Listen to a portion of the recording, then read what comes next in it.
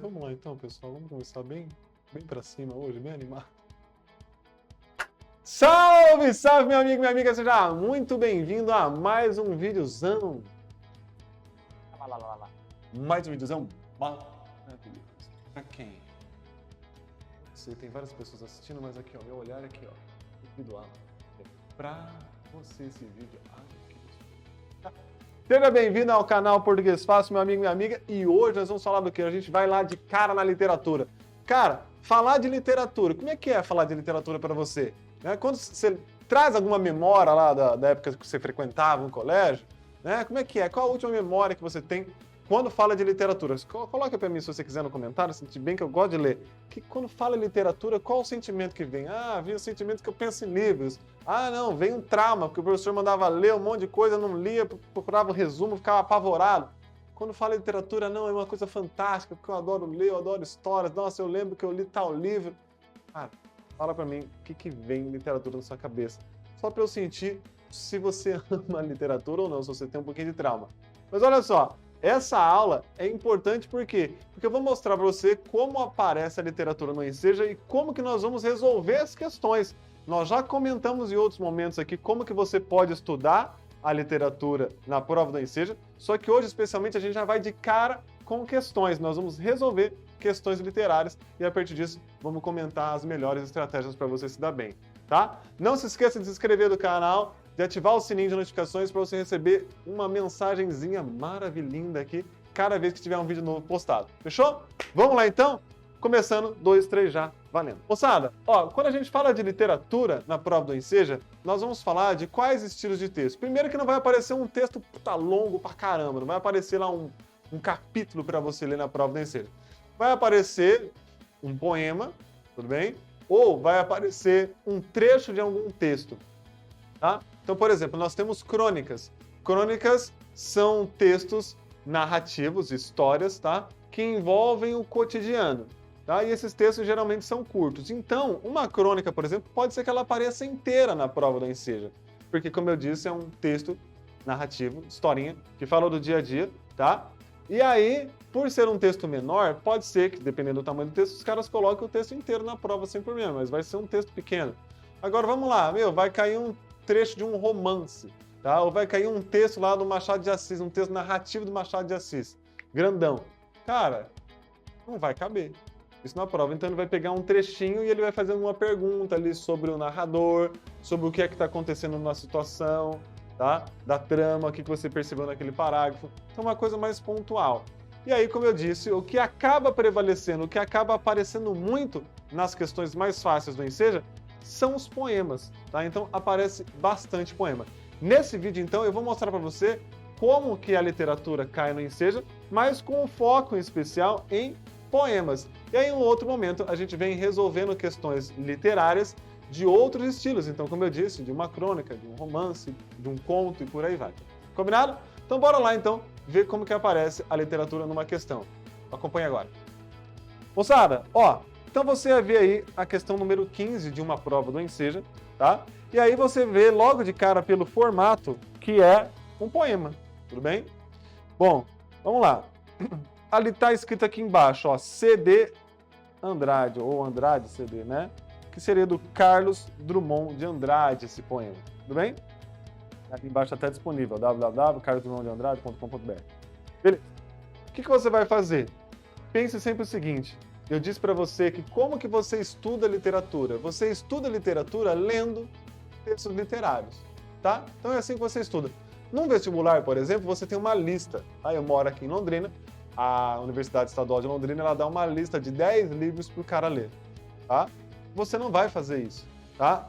Você nem precisa ler um livro inteiro. O importante é que você pegue alguns poemas e leia, e vai falando, nossa, o que eu entendi desse poema? Pegue alguns trechinhos, por exemplo, contos ou crônicas, que são textos curtos, leia e veja o que você entendeu. É assim que você estuda para a prova do Enseja a parte de literatura. Porque ele vai pedir a interpretação, ele não vai ficar pedindo escolas literárias. Se você não lembra o que é escolas literárias, tudo bem, porque isso não aparece no Enseja. Mas só para ter um cheirinho. Por exemplo, a gente fala lá, um romantismo, realismo, tá? Isso são épocas literárias. trovadorismo. São nomes que nós damos na literatura para cada período, tá? Então, para cada período que vai passando na história, a literatura ia ganhando nome. Por exemplo, nós tivemos o modernismo. Tá? Hoje em dia a gente tem a literatura contemporânea, tá? Literatura de agora, beleza? Então, conforme as coisas iam passando, ia tendo nome. E aí, de acordo com a situação histórica, esse nome era dado, e também de acordo com os textos, tudo bem? Então é isso, mas você precisa saber? Não, é só para dizer que você não precisa saber disso. Foi por isso que eu fiquei falando sobre as escalas literárias, entendeu? Vamos lá. Então você vai ler o poeminha aí. Por onde que você começa resolvendo? É importante que você comece resolvendo sempre lendo a pergunta primeiro. Então eu vou destacar aqui em azul, tá? Essa partezinha para você ficar ligado. Então é por aqui que você começa a ler. E aí você vai entender melhor. Vamos lá, ó. O poema tematiza um acontecimento esportivo. Então, eu não li ainda, mas eu sei que o tema do poema é um acontecimento esportivo. Ok, fechou. De grande repercussão nacional. Galera, você nem leu ainda, mas o que você imagina? O que você imagina? Eu estou falando de esporte, tá? O poema ele fala sobre esporte de grande repercussão nacional, Brasilzão, é o quê? Futebol, né, moçada? Futebol. E se relaciona com o seu momento histórico. Então, ó, perceba que eu tenho uma outra informação aqui, ó. Tem o Ezinho. E, vou voltar para o amarelinho, se relaciona com o seu momento histórico. Na medida em que o eu lírico... O que é o eu lírico? O eu lírico, num texto, ele é a voz. Então, o eu lírico, em um texto, ele é a voz daquele poema. Tá? Num texto literário, em formato de poema, o eu lírico é a voz. Então, vamos lá. Vamos ler de novo, diretão, sem a minha pausa agora na explicação? Valendo. O poema tematiza um acontecimento esportivo de grande repercussão nacional e se relaciona com seu momento histórico. Na medida que o eu lírico faz o quê? Então, ele se relaciona com o momento histórico na medida que o eu lírico faz o quê? O que o eu lírico faz? Ó, perceba que essas palavrinhas que a gente chama de verbos, deixa eu até aumentar aqui a grossura da caneta. Essas palavrinhas que nós chamamos de verbo, elas estão relacionadas ao eu lírico. Ó, o eu lírico consola o povo brasileiro, o eu lírico revela um espírito esportivo, o eu lírico exalta os aficionados pelo futebol, o eu lírico mostra uma visão crítica sobre o país. Então, o que o eu lírico faz nesse poema? Tá? Vamos ver juntos? Bora lá! Então, agora você vai ler, buscando entender o que o eu lírico está querendo fazer nesse poema. Foi-se a Copa? Esse é o título. Agora vamos começar lá. Foi-se a Copa? Não faz mal. O eu lírico já está falando que não faz mal que a Copa já foi. Adeus, chutes e sistemas. A gente pode, afinal, esse afinal significa finalmente, a gente pode, finalmente, cuidar de nossos problemas. Nossos quais? Nosso o quê? O brasileiro, né? O brasileiro. Os brasileiros, tá? A gente pode, afinal, cuidar de nossos problemas. Faltou inflação de pontos? Perdura a inflação de fato. Deixaremos de ser tontos se chutarmos no alvo certo. O povo, noutro torneio, havendo tenacidade, ganhará rijo e de cheio a Copa da Liberdade. Professor, eu não sei o que é tenacidade. Dane-se, não vou nem falar aqui, porque não importa, tá? Mas tem que pensar o seguinte, ó, o povo em outro torneio, que outro torneio? Copa. Então, torneio que não é a Copa. Havendo tenacidade, que você não sabe o que é, ganhará rijo de cheio a Copa da Liberdade. Ou seja, em outro torneio, a população brasileira quer ganhar o quê? A Copa da Liberdade. E olha só o que ele fala aqui, ó. Deixaremos de ser tontos se chutarmos no alvo certo. Faltou inflação de pontos, ele está falando da Copa daí, faltou inflação de pontos, perdura, ou seja, continua a inflação de fato, ou seja, o problema do Brasil. Então, o que o lírico está fazendo? Ele está falando assim, foi a Copa, ainda bem. Agora, vamos lá, vamos pensar na nossa vida, vamos pensar na inflação que está alta, vamos pensar nos problemas que a gente está passando, vamos conquistar a Copa da Liberdade? É isso que o lírico quer. Vamos lá. O que o eu lírico faz? O eu lírico consola o povo brasileiro? Gente, consolar não. Consolar não, está dando um chacoalhão no povo brasileiro, então não é consolar. Tá? Errado essa aqui. Revelam o espírito esportivo? Não. Ah, ele falou de Copa, mas ele não está trazendo um espírito esportivo, não está revelando isso. Não. Exalta e coloca lá para cima. Os aficionados pelo futebol. O que são aficionados? Exalta, elogia muito as pessoas que gostam de futebol. Não é isso que ele está fazendo. Sobrou a última, vamos ver se rola. Mostra uma visão crítica sobre o país. Sim, ele está criticando, na verdade, os problemas que o Brasil tem e que ninguém estava ligando na época da Copa, que estava todo mundo focado. Tá? Olha só, esse poema, cara, ele é muito, muito, muito antigo, tá? E ele continua atual até hoje, porque quando tem Copa do Mundo, o povo realmente esquece das coisas, né? Então, resposta correta, letra D, de detonando na prova. Vamos para mais uma? Vamos lá, ó. Enquanto já vou puxando a próxima questão aqui, não se esqueça de ir lá pro meu Instagram também, @Thiago_Buranello. Ó, voltei, hein? Passei um período de férias ali que não tava colocando postzinho, mas agora os posts voltaram, então tem post durante a semana com várias dicas impressionantes para você não perder.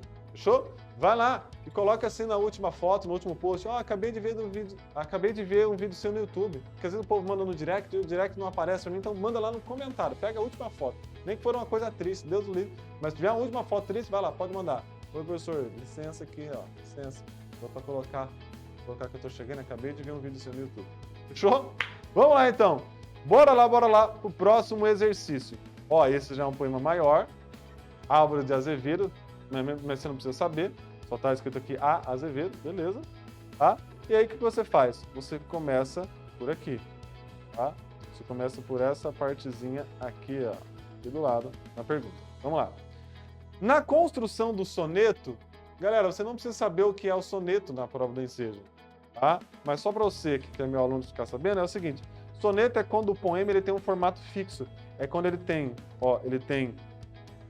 4 partes. Tá vendo? Ó? 1, 2, 3, 4. Tá? Ele tem 4 partes. E aí, essas partes são assim. Eu tenho 4 versos aqui, que são as linhas. 4 versos aqui. 3 e 3. Então é 4, 4, 3, 3. Então, todo soneto vai ter 4, 4, 3, 3, que a gente chama de 2 quartetos e 2 tercetos. Tá? É isso. Vamos lá. Na construção do soneto, a forma como o eu lírico, olha o danado aí de novo aparecendo, a forma como o eu lírico percebe a mulher se expressa num conflito marcado pelas ideias de que. Então, ó, na construção do soneto, a forma como o eu lírico percebe a mulher se expressa. Então, ele percebe de uma forma. Então, ó, a forma como ele percebe se expressa no quê? Num conflito. Então, conflito, gente, você sabe que vai ter duas coisas meio que opostas, né? Num conflito marcado pelas ideias do quê? Pureza e sensualidade, beleza e imperfeição, alegria e tristeza, vida e morte. Tá? Vamos lá. Fiquem ligados que no final desse exercício eu vou falar uma coisa que você vai falar assim, professor, agora eu me animei. Eu tenho certeza que você vai falar que agora você se animou. No final do vídeo, depois dessa explicação, porque tem que ser depois, senão não vai fazer sentido agora. Vamos lá, vamos resolver então. Nesse texto, o eu lírico vai perceber a mulher de uma determinada forma. Vamos ver como que ele percebe essa mulher. Pálida à luz da lâmpada sombria. Pálida, quem tá pálida? A mulher tá pálida, pálida, tá? Vamos lá. Sobre o leito de flores reclinada. Sobre o leito, opa, já que ela tá deitada. Como a lua por noite embalsamada. Entre as nuvens do amor, ela dormia. Era a virgem do mar. Opa, já tem aqui, ó. Já falou que ela era a virgem do mar, na escuma fria, pela maré das águas embalada. Era um anjo. Opa, gente, anjo, virgindade, tem a ver com o que será isso aqui? Então ele está vendo ela era virgem, ele está chamando ela de anjo, entre as nuvens da alvorada, que em sonhos se banhava e se esquecia. Era mais bela, o seio palpitando. E, gente, apareceu um seiozinho aqui, hein? Olha só, apareceu um seiozinho aqui. Negros olhos, as pálpebras abrindo. Formas nuas, opa, o seiozinho nu aqui, Brasil. Ô, louco. Aula 18 mais, né? Ó, formas nuas no leito resvalando. O que seria o leito? O lugar onde dorme. Então, tava ali nua, o leito resvalando. Beiozinho, nu. Não te rias de mim, meu anjo lindo. Por ti as noites eu velei chorando. Por ti nos sonhos morrerei sorrindo. Tá, aqui ele tá falando com ela, né? Mas o foco não é nessa parte, nessa última parte. O foco é em como que ele percebe ela. Como que ele percebe? Então, era virgem, era um anjo, era a mais bela, o seio palpitando, formas nuas. Então vamos lá. Pureza e sensualidade, beleza e imperfeição, alegria e tristeza, vida e morte. Tá? Galera, fácil demais. A resposta está onde? Ó, a resposta está exatamente no quê? Na letra A. Na pureza e sensualidade. Justamente porque ele está falando de virgindade, anjo, pureza, né? Seio palpitando, formas nuas no leito resvalando, formas nuas aparecendo. Então eu tenho pureza e sensualidade. Facinho. Resposta certa, letra A, tá? E aí, eu disse que no final do exercício eu ia falar uma coisa pra você, que você fala assim, nossa, professor, ainda bem. Cara, tem muita gente que na época errou esse exercício, até gente que nem estava fazendo prova do Enseja, gente que às vezes foi lá assim, ô filho, tenta resolver essa questão, o filho que tá lá no ensino médio, irregular, achando que sabe muito, se lascou. Muita gente marcou vida e morte porque sabia demais. Então olha só, você não precisa saber muita coisa no Enseja, você precisa saber o básico. Por que eu tô falando isso? Esse escritor, Álvares de Azevedo, ele faz parte de uma geração tá, que trabalhava com paixão e morte, vida e morte. Tá? Mas é uma época do romantismo, que a gente chama de ultra-românticos. Por que eles são chamados de ultra-românticos? Porque são os caras que idealizam demais a mulher, e aí eles meio que dizem assim, se eu não tiver você na minha vida, eu vou morrer. É nesse sentido. Mas perceba que não tem a ver com a pergunta. A pergunta é como que o lírico percebe a mulher. Como que ele está percebendo ela? Ele está percebendo ela com pureza e sensualidade. E não perguntou sobre a época da literatura. Ah, que época que é do Álvares de Azevedo? Ah, uma época de paixão e morte. Tudo bem. Mas ele perguntou como que ele percebe a mulher. Ele percebe ela pura e sensual. Fechou então, moçada? Curtiu? Então, ó, não se esqueça de dar um pulinho lá no Instagram, hein? @Thiago_Buranello e acompanhe sempre todas as novidades no canal Português Fácil. Beijos e abraços, até o próximo vídeo. Tchau, tchau, tchau, tchau, tchau. Valeu!